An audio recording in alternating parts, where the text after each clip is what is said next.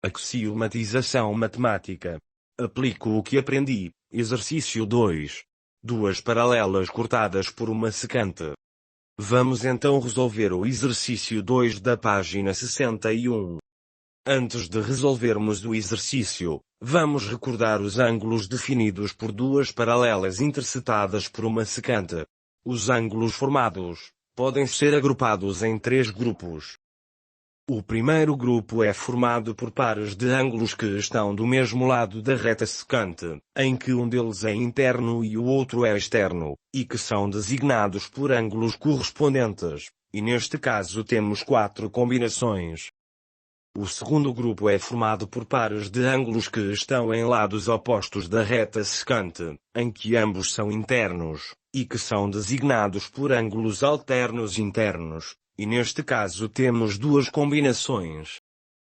O terceiro grupo é formado por pares de ângulos que estão em lados opostos da reta secante, em que ambos são externos, e que são designados por ângulos alternos externos, e neste caso temos também duas combinações. A interseção das duas paralelas com a secante são dois pontos, o ponto P e o ponto Q. Cada um dos pontos de interseção são vértices de dois pares de ângulos verticalmente opostos, os ângulos verdes e os ângulos laranjas.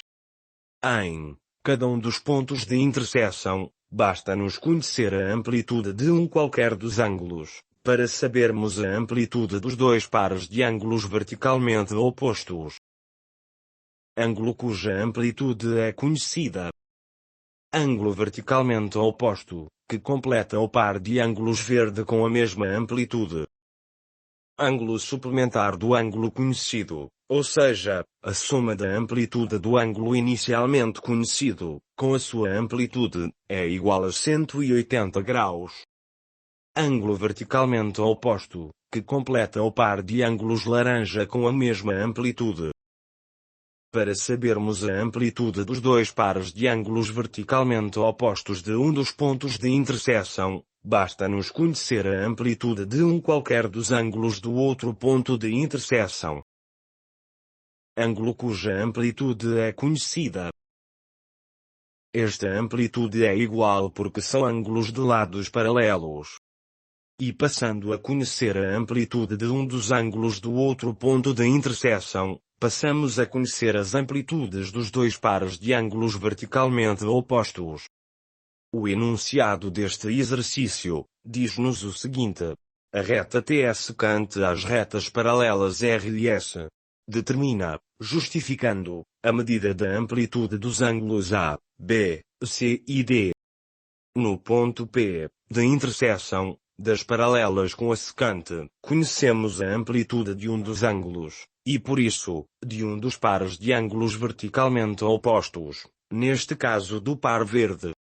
Tendo por base o conceito de ângulos de lados diretamente paralelos, conhecemos o ângulo correspondente no outro ponto de interseção, pelo que a amplitude do ângulo A é igual a 50 graus.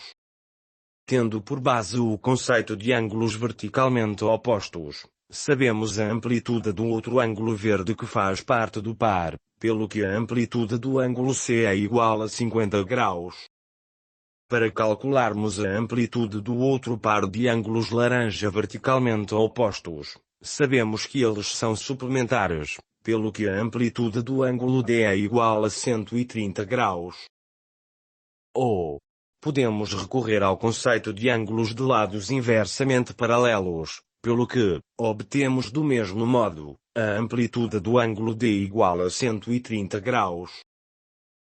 Tendo por base o conceito de ângulos verticalmente opostos, sabemos a amplitude do par do ângulo laranja, pelo que a amplitude do ângulo B é igual a 130 graus.